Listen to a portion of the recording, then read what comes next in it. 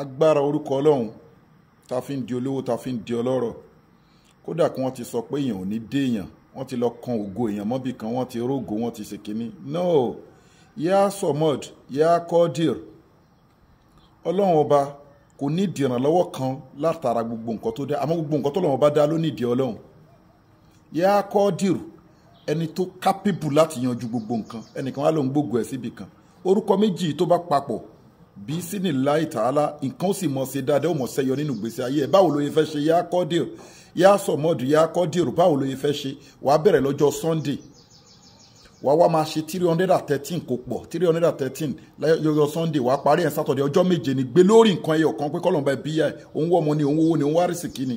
fi fídíò ìránṣẹ́ káwọn èèyàn jàǹfààní ẹ̀ kò lè farabalẹ̀ gbọ́ délẹ̀ síwájú kó tó ṣàdúrà ẹ̀ tó bá ṣàdúrà ìtàn ìkọ̀dọ̀ bá lágbára fi sákàǹtì àwọn ọmọ aláìní àkáǹtì nọ́mbà ní fáwọn ọmọ aláìní 0123214254 àkáǹtì nọ́mbà fáwọn aláìní 0123214254 Wema Bank of Nigeria Global Dahiratu Dhikrlahi Islamic Organization gbogbo ẹ̀yin olólùfẹ́ Ọlọ́run tẹ́ ń gbádùn ètò wa ẹ̀rí mọ́ṣáláṣí ilé Ọlọ́run ta fẹ́ kọ́ Central Mosque ẹ bá wa dá sí tọ́lọ́run adẹ̀ nídìí ajá àti òmúra ẹ fi ajá àti òmúra ẹ fi ta wá lọ́rẹ so gbogbo ẹ̀yin tẹ́lẹ̀ ń dá sétò àwọn opó àti àwọn ọmọ aláìní ẹ̀ ní wálẹ̀ láéláé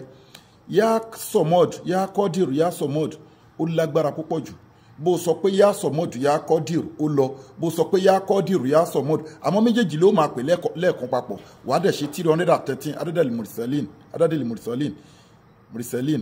so ló máa ṣe wàá bẹ̀rẹ̀ ní Sunday wàá parí ẹ̀ Saturday wàá máa ṣe sàrà everyday nǹkan tó bá lágbára kò bá yẹ 50 kọ́bọ̀ ní máa fi ṣe sàrà fáwọn èèyàn bó dẹ̀ jẹ́ ìsìn anything kó máa fi ṣe sàrà bí sí ní láì tààlà ọ̀nà yà sí ní adùn àwẹ̀ akún eléyìí kọjá ìwẹ̀ odò ó kọjá pé ń wẹ̀wẹ̀ odò ó dúró sórí ìdí ẹ̀yìn ó wá lọ bẹ nìkan ó wá gbé tutù kan Ọlọ́run ọba ló ń kọ̀ǹtró ayé wọ́n kan ògùn ẹmọ́bì kan wọ́n ti sọ́ sókun wọ́n ti sọ́ sọ́sà ó fẹ́ lọ ṣètùtù ó fẹ́ lọ bẹ nìkan ó bẹ anybody ẹni tó ń bẹ lọ́hùn kì í béèyàn Ọlọ́run bá ní kó stick mọ́ yá sọmọd ọba tí ò nídìí anybody àmọ́ gbogbo nǹkan ló nídìí Ọlọ́run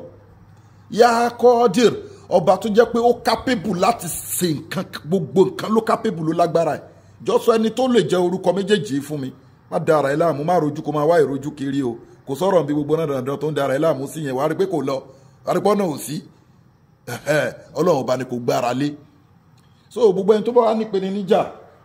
lórí páyé ń dá láàmú ni àlùjọ̀nú ń dá láàmú ni ẹ kọ́ńtàtì Global Dahiratu Dhikrlahi Islamic Organization gbogbo ẹni tẹ́lẹ̀ ń bẹ lágbègbè Ìbẹ̀jùlẹ́kì ẹjọ́ yẹn organization wa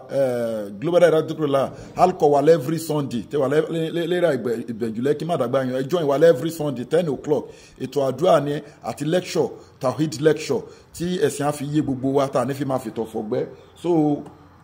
gbogbo àwọn tó bá ní diabetics ẹ kọ́ńtàtì wa bisimilayi ta'ala package wa ta máa fún yín within a month sugar máa kúrò nínú system yín àwọn ọkùnrin tó bá mú nǹkan ọmọkùnrin wọn yàtọ̀ sí pé bóyá ó lárúbùsá àbí ìdákọ́lẹ̀ àbí pé bóyá ó nídìí alẹ́ so wọ́n mú nǹkan ọmọkùnrin ẹni ó ti lo nǹkan sí kò lọ kó contact wa ẹni tó wà lórí àìsàn ọlọ́jọ́ pípẹ́ ó lóògùn sí kò lọ ni ó lọ́wọ́ ayé inú lẹ́sà ayé inú ẹ̀ contact wa ẹni tó ń fa tí ò tóra wọn tí ò ṣe kíní ètò àdúrà wa ètò àwẹ̀ wà tó legit àwọn ẹ̀kọ́ táwa kọ́ láti India tèmi kọ́ láti India ní China tí mo gba doctor mo gba professor lé lórí ni iṣẹ́ tí mo dẹ̀ bá ń lé tí bàbá mi fi lé mi lọ́wọ́ ni mo dẹ̀ kẹ́kọ̀ọ́ káàkiri Nàìjíríà káàkiri Africa wa ń bí náà so alhamdulilayi a fi ṣe ìyanràn ayé náà ti rí bákan òun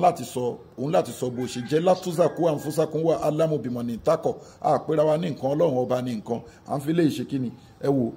all in one ni ó wà halal wo product wa ló wà halal ikú nìkan ni kò lè wò ẹni tó ní fibroid ẹni tó ní diabetics èyíkéyìí nínú àìsàn ẹ̀kọ́ tàǹtì wa àwọn halal powder tún wà tọ́jú tó bá ń lò solid barrier máa wà láàrin ìwà àti evil world monitoring spirit wọn ní rí ẹ mọ́ àwọn arógo síwájú ológo níbo ni halal powder ní ò bẹ́ẹ̀ nìkankan ètò àwẹ̀ wà ètò àdúrà wà tó lẹ́jìtì ètò sàárà wà tó lẹ́jìtì láì ṣe ètùtù Ọlọ́run ní pé mi kì í sábà kọ àdúrà àti sàárà àti àwẹ̀lé ẹrú mi lọ́wọ́ so ẹ contact Global Dahiratu Dhikrlahi Islamic Organization health and spiritual department ẹ WhatsApp wa lórí àbíkẹ́ kọlù wa àbíkẹ́ WhatsApp wa lórí +234 810 913 1425 lẹ́ẹ̀kan sí +234 810 913 1425 a wà ní òkè ògùn mádàgbáyún Ìbẹ̀jùlẹ́kì Lagos gbogbo ẹni wá fẹ́ rí wa àti travel báyà wà ń lé fẹ̀yìn olólùfẹ́ wa àdètú fàsìkò yà fi dúpẹ́ fún gbogbo ẹ̀yin tẹ́ ṣe tagbátẹrù ta fi wà Nàìjíríà ta fi gbé àwọn branch wa wá sí Nàìjíríà